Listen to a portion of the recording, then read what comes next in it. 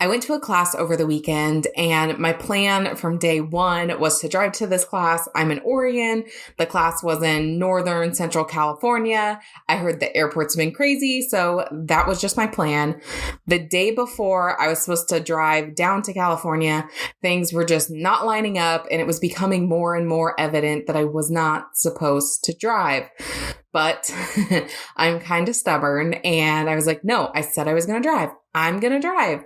And I made a joke at 11:40 p.m. the night before I was supposed to leave that if I could find an airline ticket for $300 that I would fly instead of drive, because at that point it made more sense to fly. So I look at the Portland airport and it was $810. I'm like, yep, not doing that. And then I look at a small airport 2 hours away near where my dad lives, and there was an airline ticket to California a couple hours south of where my class was for $320 after taxes. I'm like, okay, universe, I'm listening. Well, because I booked everything. So this was like all at 11:40. By the time I got my rental car and my plane ticket booked, all of the things, it was midnight. And then I had to leave at 5. So I had like 5 hours to pack, to clean, to shower, all of the things. Was like, I'm not going to sleep tonight. It's fine. I'll sleep on the plane. And I just started packing, got in the shower, cleaned a little bit, and then I left. I went on my drive, and that was the first leg of many. So it didn't dawn on me where I was flying into. Like, I knew where I was flying into. I knew I used to live there, but I really didn't have time to think about how will it feel. I was just like, oh, I'm going to go check out this place and this place. Like, I'm going to see if my juice bar's still there and da-da-da-da-da. And not thinking like, is this going to bring up any memories? And the kind of irony, I guess you could say, is since my second MDMA session, I have relived so many moments of my past. And for me, the universe, God, whatever you want to call it, is giving me the opportunity to reprocess things, to add new meanings to that, or to assign new meanings to them. Did it dawn on me that this trip would be another one of those opportunities? Of course not, because I learn slow sometimes. So I get to the airport, I get on the plane, I'm heading for California. Didn't get to sleep on the plane because I ended up talking to the woman next to me the whole time. I get off. Well, it was 50 degrees in Oregon when I left. So I had leggings on, a sweatshirt on, I had a vest on because I love to travel. Actually, I just love vests because #pockets are the best. So I get off the airport I get off at the airport and it's hot. Obviously, I was warm, but it wasn't that bad. Get into the airport. It's pretty cool. And then the bags at baggage claim took a hot minute, and there was no air conditioning where the baggage claim was. I mean, maybe there was, but everyone was going in and out of the door, and it felt like it was 110 degrees in there. So as I'm sitting there and my leggings are like suctioning they felt like suction cups just wrapped around my whole entire legs. I was like, oh, I'll just go back to my apartment and change. And I paused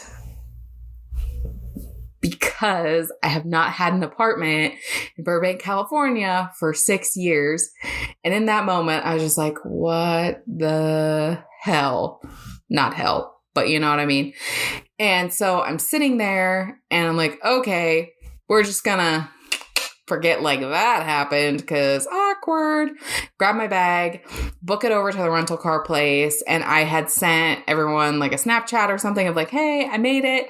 And one of those was to my friend in San Diego, who I actually went to school with in Burbank.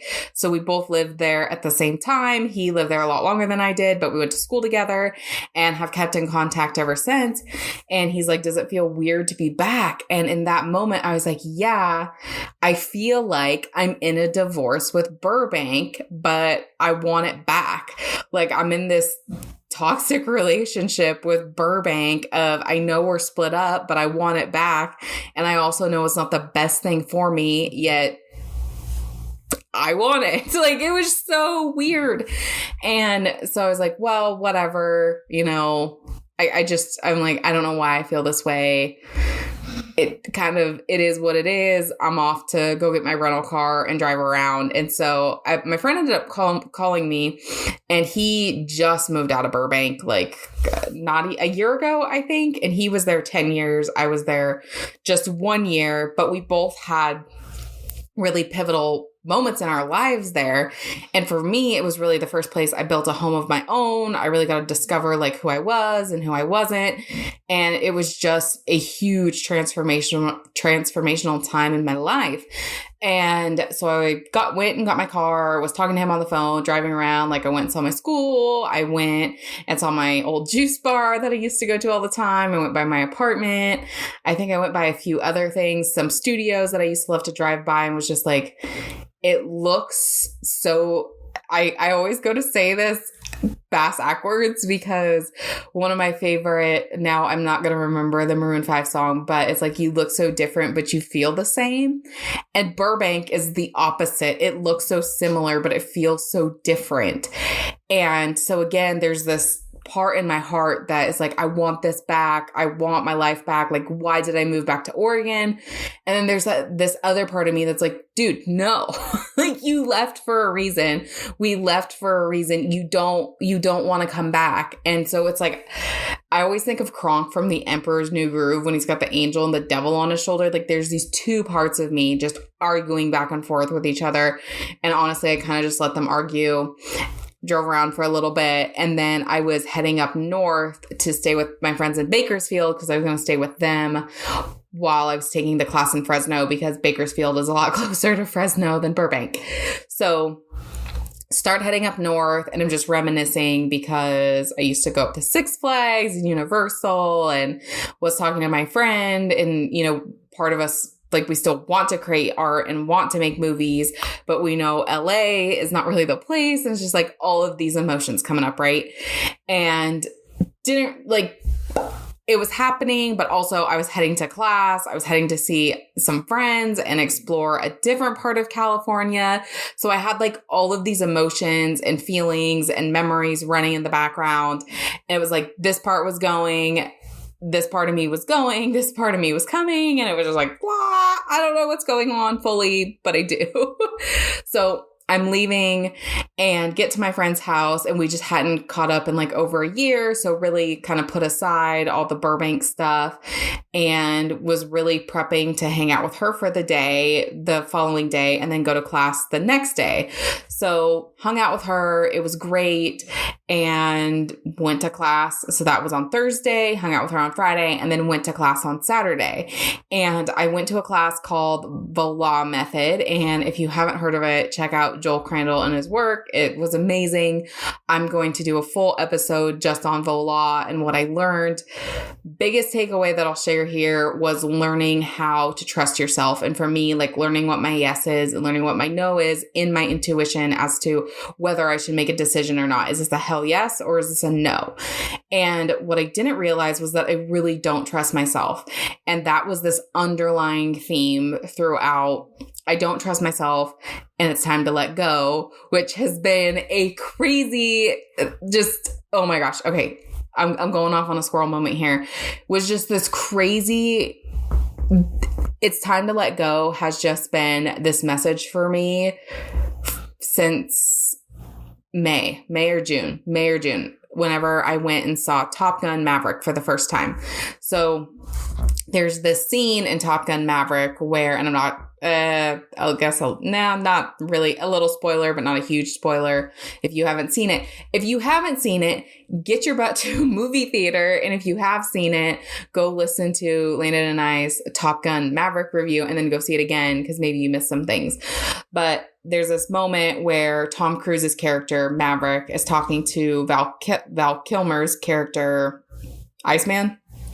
And Iceman got cancer and can't speak because in real life, Val Kilmer has throat cancer and can't speak. So he has a little speaking moment, but mostly he's typing on a computer. And at one point he writes, "It's time to let go." And I know most people would be like, "Michaela, that's just written in the movie." The moment that came up on screen, I think 3 days before I saw it for the first time, I'm like, God, send me a message, send me a sign. I don't know what it is, but like send it to me.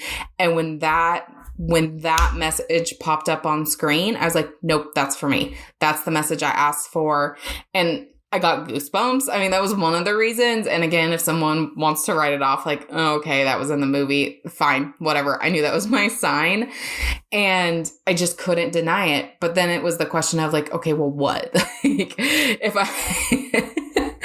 I just sometimes, me, myself, and I, you just kind of want to like smack yourself around a little bit.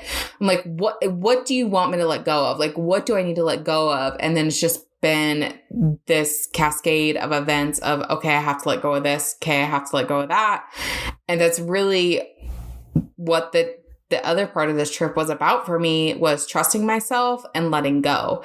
And I think we have to trust ourselves in order to let go, and also trust ourselves to know that when we let go, that it was the right decision. And I had let go of Burbank and my life there, and I did not trust myself that that was the right decision. And that's why I was still grasping onto this, was because I was like, you made the wrong decision, but I didn't.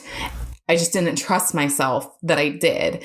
So go to class, and I was one of the first adjustments that they did, because we did a neck adjustment. And one of the first things he says to me was, or not one of the first things, but one of the things he said to me was that I was skipping steps. Like in my healing journey, I was skipping steps. And like what else do I do? Because I realized I was doing it wrong. And then I went back and I did things completely differently than I ever have before. And I'm still skipping steps. Like I'm still doing it wrong. And that was just like, I remember the drive back from class that night. I was just like, what in the world? Like, what now, God? Like, I don't know. I was pissed. I was so pissed, actually. So I was like, I don't know what else you've got for me. Because like at this point, I just want to throw in the towel. I just want to call it quits and put my head in the sand. And that was another thing, was I guess there's it's crazy when you start talking out loud of how much stuff. And this is why I recommend that everyone starts a podcast, because it's so helpful. Sometimes, like, as much as I love to share these stories to help people connect and know they're not alone, like, believe me, if you're at a moment in life where you want to quit too, like, I was just there literally days ago. So absolutely, I record this for connection. And it's also very therapeutic to have realizations out loud. Anywho, so was accepting that this is the path I've chosen. And as I was doing all my driving around, I was catching up on a class, and they were talking about human design and manifesting generators, on how they will skip steps. So then I'm pausing and I'm like, oh, I know that I can work fast, but instead of following all 10 steps and just letting myself work quickly through those steps, I'm going from step 1 to step 3 to step 5, step 5 to 6, but then we're going to go to 8, and then all the way up to 10. And that was one of the things I learned, was like, okay, Michaela, you can work fast through things, but that doesn't mean you can skip steps. Chip, I am watching my sister's dog for her, and he does not like being alone. So if you hear whining in the background, that is Chip. So it was trust, acceptance. I think those go hand in hand, letting go and acceptance. And then the other thing while I was on the table was this realization of being stuck in the past. And I don't remember what he said, because there was some like trauma stuff that came up. And one of the things that I recently realized is how much I still dissociate. And so when I do that, I don't remember things very well. I really don't remember things at all. But I remember talking and realizing, like, I don't want to go to this next step, or I want to go to this next step, but I'm being held back because I'm holding myself in the past. And I love the past. And that was the other irony, is like the first conversation we had in class was talking about how nostalgia can be dangerous. Like if we sit in that all the time, like, is that keeping our brain in the past? And if it's keeping our brain in the past, like, it's keeping our bodies in the past. And so I'm just like, It's so obvious. It's so obvious that it's easy to miss. And so we're sitting there talking about it. And I was just like, I'm holding on to the past so hard that I'm literally stopping myself from moving into the future. The reason I can't manifest or have things that I want come to fruition is because I'm so stuck and so reliving the past that it's literally holding me back. And everything, again, with there was a part of my brain that obviously still thought I had an apartment that I haven't had for 6 years. And it blew my mind when I said that out loud. And then watching that trip unfold, it was like, oh, this is what God wants me to let go of. So the class was great. And then after class, I, had all these realizations, these up and downs. And then I'm like, okay, now I'm going to go see my friend in San Diego. So drove to, yes, I covered half the state of California in a matter of 4 days, but it was a blast.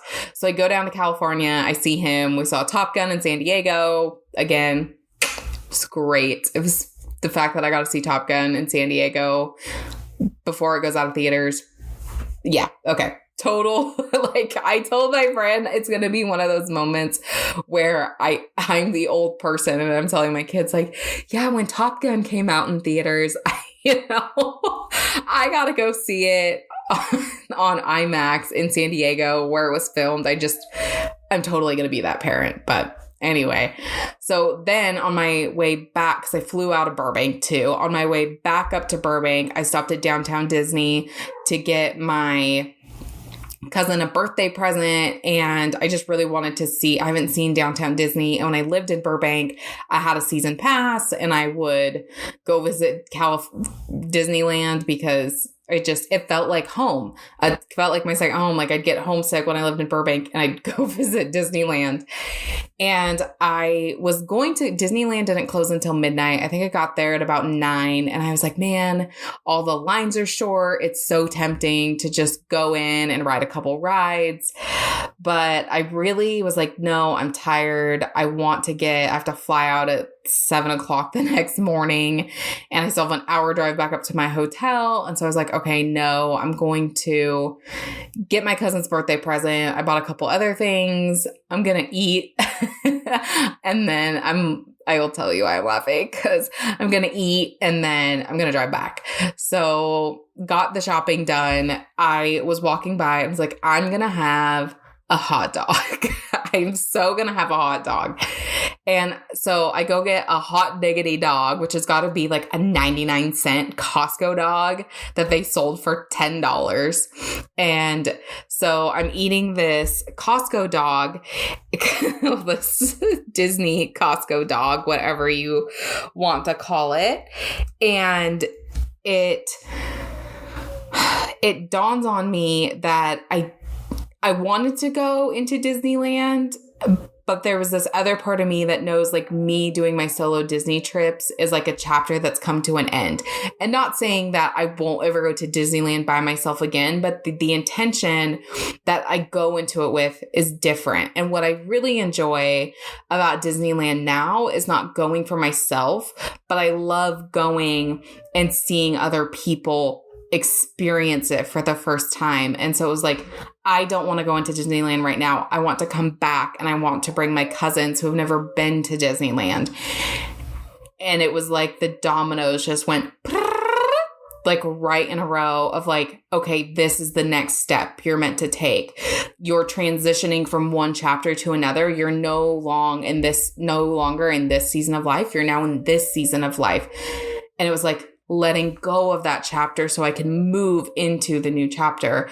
And I still don't have all the answers yet. But one of the things that was just such a good reminder, I'll never have all the answers. I don't know why I said yet, because it's just not going to happen. But one of the things that was just this such a beautiful reminder was trust in myself and also trust in God because like his plan is so much better. Like my plan was to drive down and go to Fresno and Bakersfield. And then his plan was for me to go to Burbank and San Diego and Anaheim and Bakersfield and Fresno and go stop at this new coffee shop and get to see my friends more and fly. So I didn't have the stress of driving down. And it was just so much more beautiful than I could have planned.